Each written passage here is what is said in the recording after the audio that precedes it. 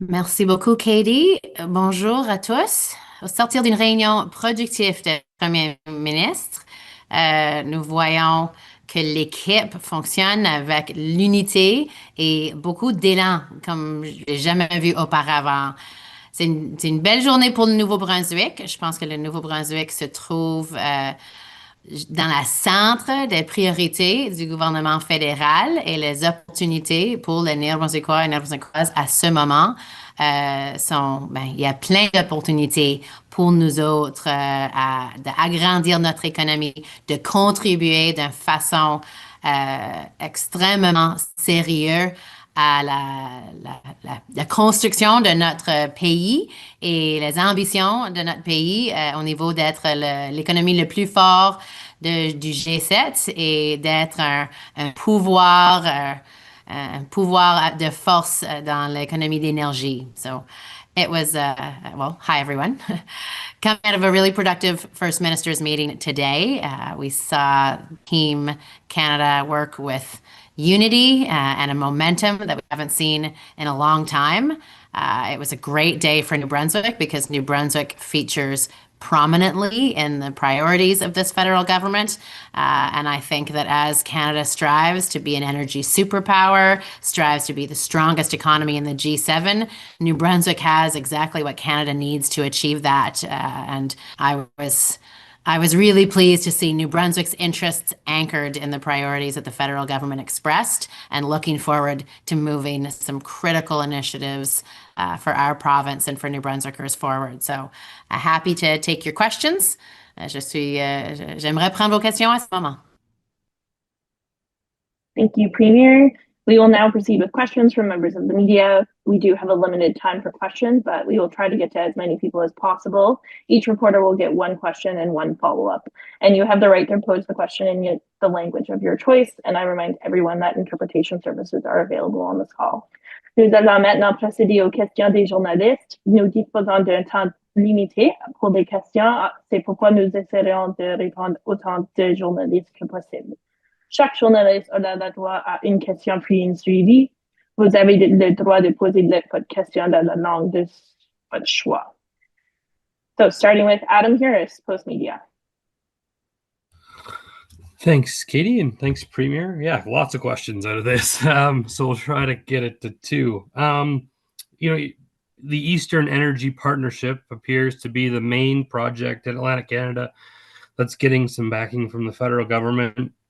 Premier Houston ballparked that at about an $8 billion price tag. I just want to know, if you could give us as much detail as possible about it and guess how much money you're looking for that. Because, we obviously know ratepayers have a big bill currently as it is.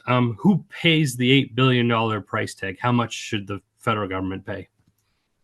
That's a great question because there's lots of components to the Eastern Energy Partnership, and I was really happy to see it make it to the top priorities of the federal government because the components to this project are one, transmission. You might have heard Premier Houston talk about that because Nova Scotia really needs that lifeline to tie in to New Brunswick's transmission system and to our grid, as does PEI, who has some cables that desperately need replacing and who are looking for new generation sources that New Brunswick is prepared to deliver. And then those connections to Quebec, from Newfoundland to Quebec and into New Brunswick, and to support our servicing of some of the US's needs are all really important because what this strengthened, more resilient, more reliable grid that has greater sources of energy feeding into it does is allow us to deliver for New Brunswickers stable rates, affordability, and reliability.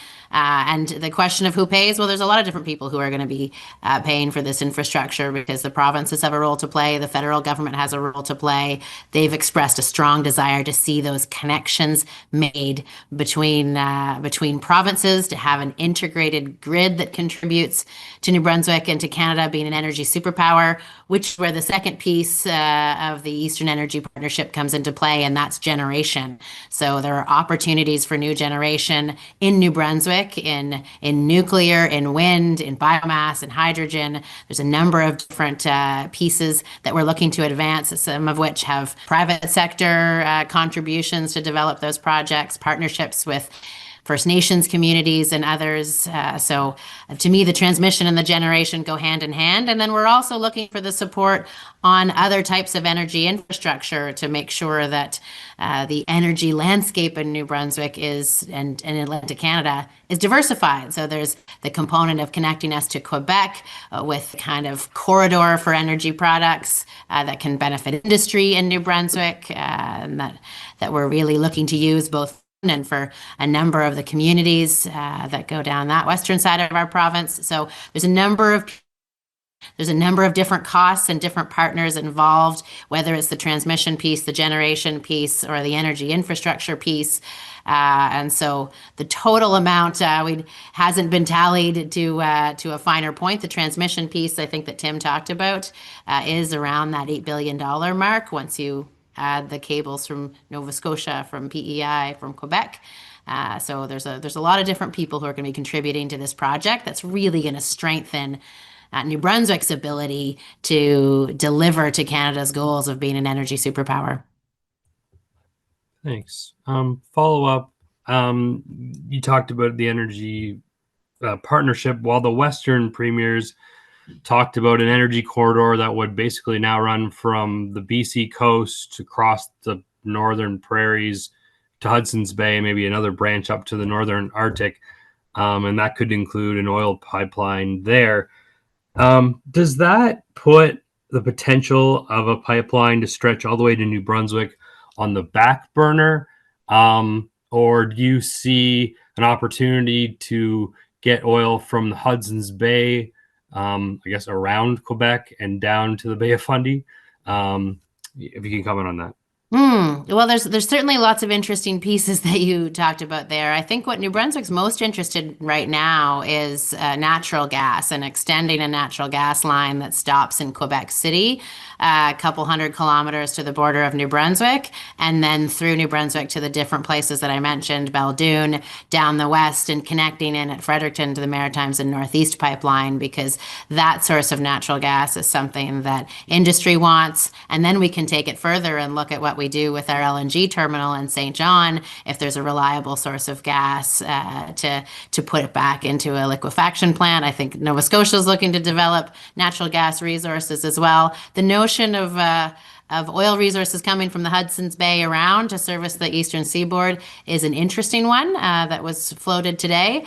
I think the timeline on a project like that is extensive, probably a bit longer than it would take to build a couple hundred kilometers of natural gas line from Quebec City down. So lots of things in the mix for sure, and a really great discussion around the table with the premiers about how we all connect and build the kind of energy resources and energy infrastructure and corridors that serve all Canadians.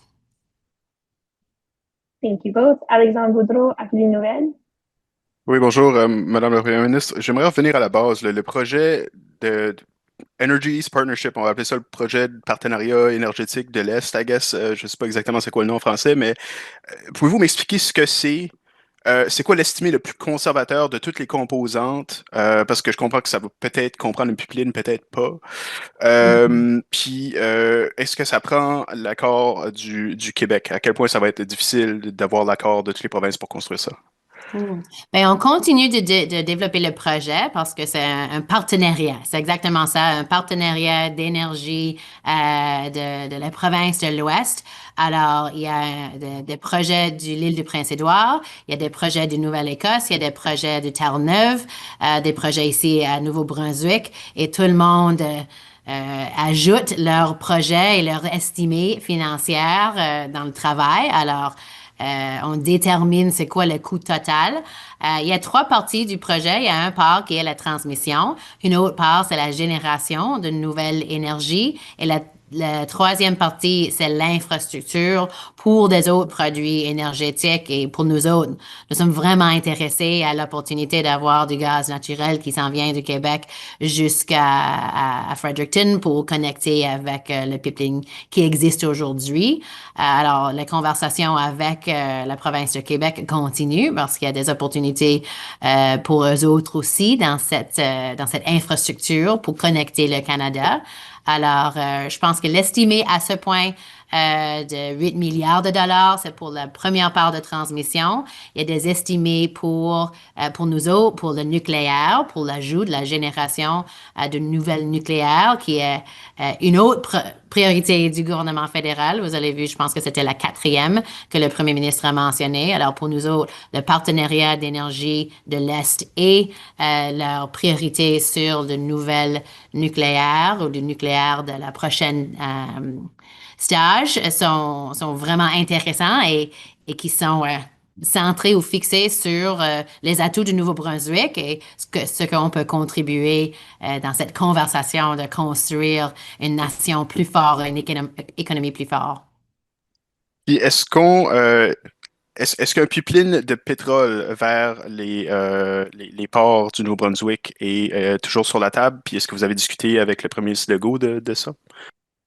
Un pipeline pour de l'huile n'était pas une discussion d'aujourd'hui. On parlait de gaz naturel pour nous autres. Je pense qu'il parlait du bitumen pour les provinces de l'Ouest. Ça, c'est notre intérêt à ce moment. C'est accès à un type d'énergie qu'on a besoin et qui va nous aider pour la croissance de nos entreprises et pour même pour les Néo-Brunswickois qui méritent d'avoir un accès à une source d'énergie qui a un prix stable et compétitif. Alors, on n'a pas parlé d'un pipeline pour de l'huile aujourd'hui.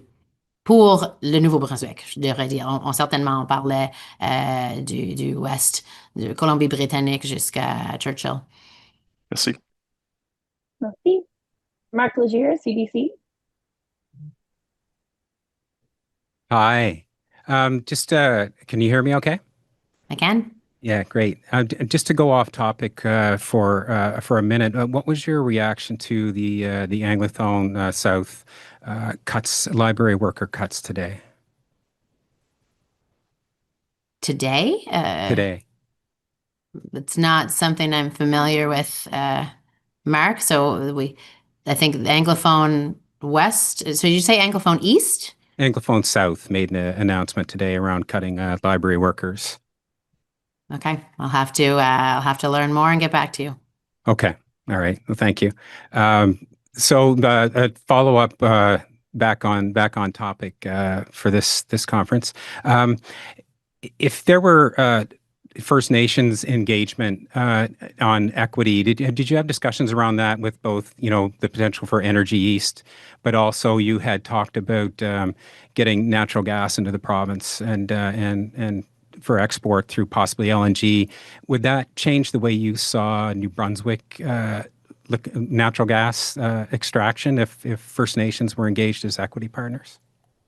Well, I think actually in engaging with First Nations in New Brunswick, which is something, as you know, that I've been doing both for a number of years and certainly since becoming premier, I've been really impressed by the kind of projects that First Nations in New Brunswick have been developing, and particularly energy projects, whether that be wind projects that they submitted to NB Power's REOI, their engagement in partnerships at the Port of Baldoon. We know the successful project in St. John. That was a great partnership between Tobic and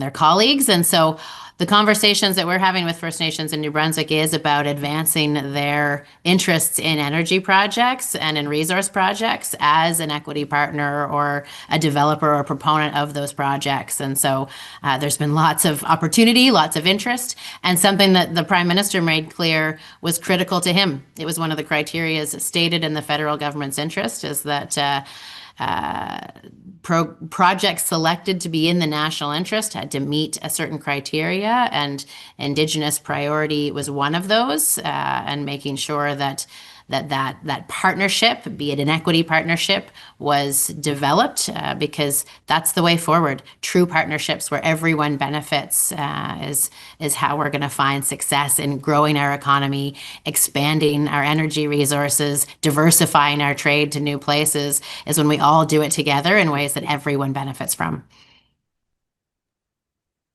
Thank you. Katerina Boucher, Radio-Canada. Oui, bonjour. Vous m'entendez? Est-ce que vous m'entendez? Oui. OK. Je voulais savoir, vous aviez mentionné vouloir aborder le cas des minéraux critiques aujourd'hui. Qu'est-ce qui est sorti de cette discussion-là? Oui, le premier ministre, quand il a décrit de 5 exemples d'initiatives qui vont être prioritaires au futur, c'est quoi le mot pour pathways? On parlait de plusieurs fils, plusieurs voies pour des projets de minéraux critiques. Alors, c'est une conversation qu'on a autour du table parce que c'est une conversation clairement d'une importance nationale. On a des minéraux au Nouveau-Brunswick puis au Canada que tout le monde veut pour leur industrie leur secteur de défense, pour l'économie verte et les produits énergétiques verts et du technologie pure. Alors, on fait un travail vraiment qui reconnaît nos ressources, qui détermine comment est-ce qu'on peut les développer d'une meilleure façon, assurer que l'infrastructure est là. Si c'est de l'infrastructure énergétique, c'est clairement important. Alors, notre projet de partenariat d'énergie de l'Est, c'est quelque chose qui va aider aussi que le Nouveau-Brunswick avait des intérêts et des projets dans le domaine des minéraux critiques parce que on sait qu'on développe le antimony, indium, le tungstène, des choses qui sont en demande des États-Unis, de la Chine, de l'Europe, de plusieurs places. Alors, nous étions vraiment heureux d'entendre que le gouvernement fédéral veut être un partenaire dans ce travail pour aider à démontrer que l'investissement privé va pouvoir réussir de bouger des projets dans une façon beaucoup plus vite qu'auparavant. Est-ce qu'il y a des projets en particulier qui ont été soulevés aujourd'hui? Ah bien, il y avait plusieurs projets discutés parce que on sait en Ontario, ils ont leur Ring of Fire. Il y avait des projets en Québec spécifiques, des projets en Colombie-Britannique spécifiques, des projets à Nouveau-Brunswick qui sont intéressants aussi. Mais ça, c'est pourquoi on parle des fils ou des voies pour supporter plusieurs projets avec le travail que le gouvernement fédéral fait pour assurer que leur processus de un projet, un processus, un permis, je pense que ça c'est le mot, pour ce qu'on peut bouger beaucoup plus vite dans un environnement vraiment compétitif. Merci. Aiden Rayner, CHCO TV. Can you hear me? I can. Perfect. Does the province have the skilled labor to take on this project and these projects in plural? Given the timeline, it's unrealistic to expect us to skill up domestic workforce. Will these projects rely on skilled foreign labor to take on the energy the Eastern Energy Partnership? Well, fortunately, New Brunswick actually has a lot of folks who are very skilled in building transmission infrastructure and managing transmission infrastructure. So I actually think it's going to be a good win for New Brunswick that we're using the skills that we have in this province in a way that benefits Nova Scotia and benefits PEI as well, while strengthening our grid and our connections. And then when we look at the possibility of new nuclear, this is a capacity that New Brunswick's also been developing. There's only a couple areas in the country that have either nuclear sites that are sort of ready to go through the process, or that have folks who are familiar with how to run a nuclear power plant and how to manage nuclear energy responsibly and effectively. And so between us and Ontario and a couple other places, that's talent that we have here. But to move as quickly as we want to move, then I think we are going to need to leverage our population, possibly see people reskill skilling in to these kinds of jobs and fields as we build out that energy infrastructure and trade infrastructure to make sure that not only do New Brunswickers get the benefit of affordability and reliability, we get the benefit of selling our power to other places in the world in a way that benefits us and the jobs and investment that comes from that. And so I think that we'll look and see with our talented base here how much we can leverage our existing expertise, how much we can bring in from folks who want to move into this field, and then whether we'll also then need to attract some of that talent from other places. And the review for NB Power comes at quite a time with the EEP now.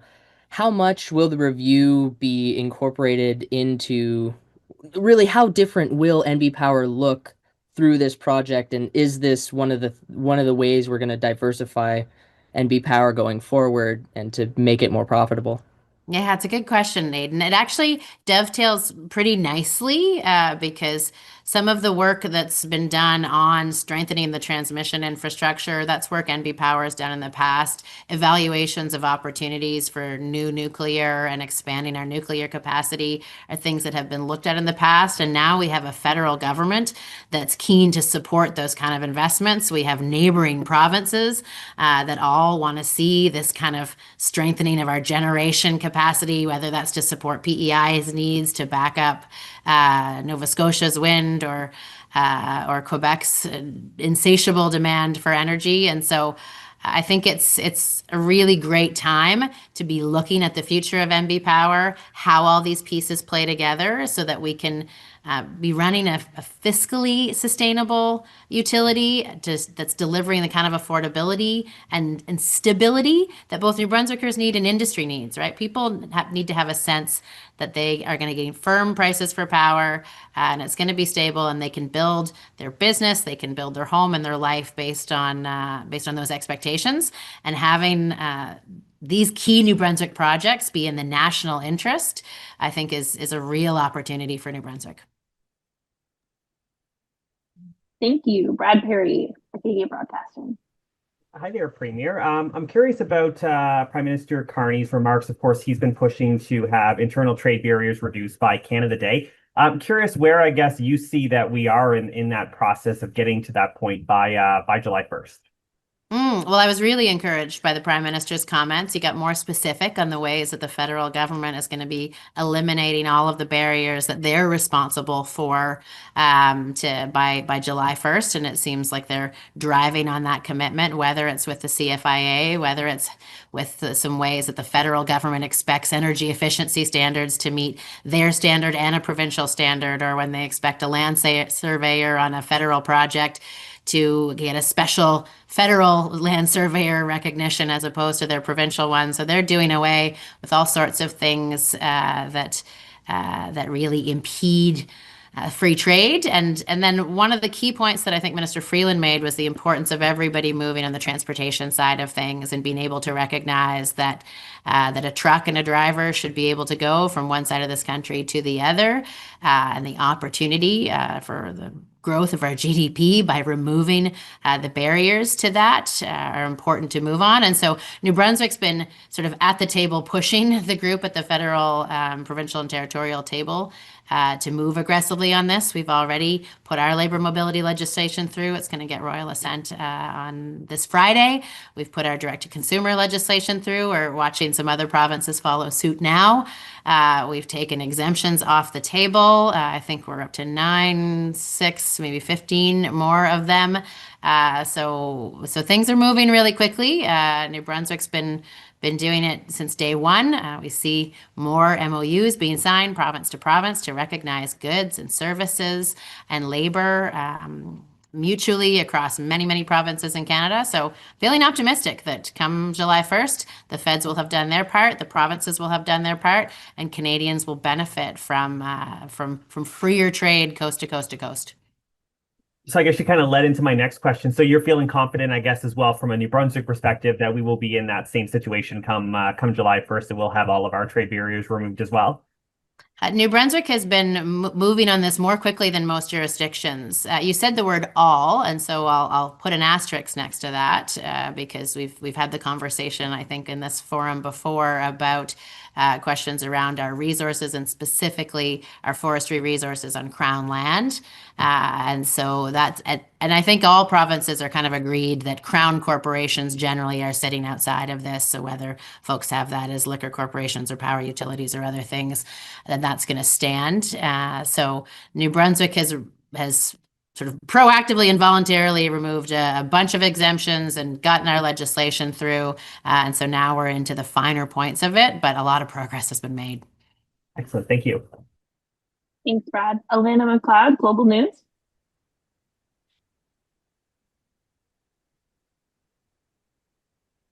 Anyone from Global News?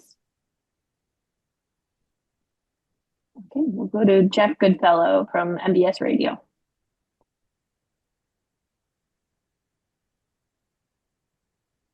Not seeing Jeff. Anyone from CTV?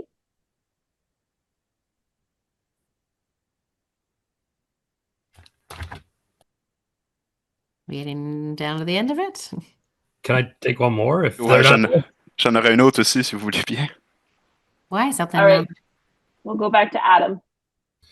Sure, thanks, Premier. I just wanted to add about, I guess, China and their tariffs were a big part of the talks today. It seemed like there's a want to get a deal with China. I just wondered, in your estimation, should we lower EV tariffs in order to get a deal? Because obviously it's so significant to seafood in Atlantic Canada. Yeah, that's the conversation that's being had.